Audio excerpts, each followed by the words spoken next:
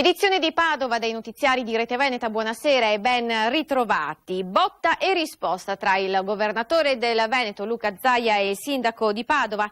Zaia non esclude un ritorno del sito di Padova Ovest. Giordani: deciderò entro Natale.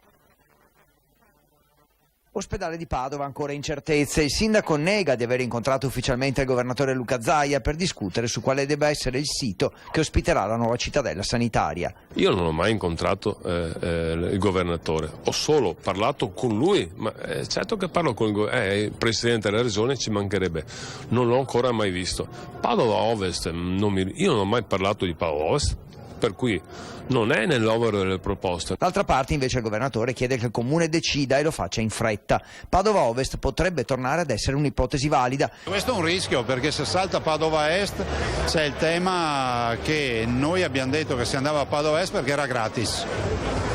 L'area prima di Padova Est in questo giro per Padova con la carovana dell'ospedale è Padova Ovest. In attesa di un incontro ufficiale, Luca Zaia fa un invito a Giordani. Io non ho certezze di dove si andrà.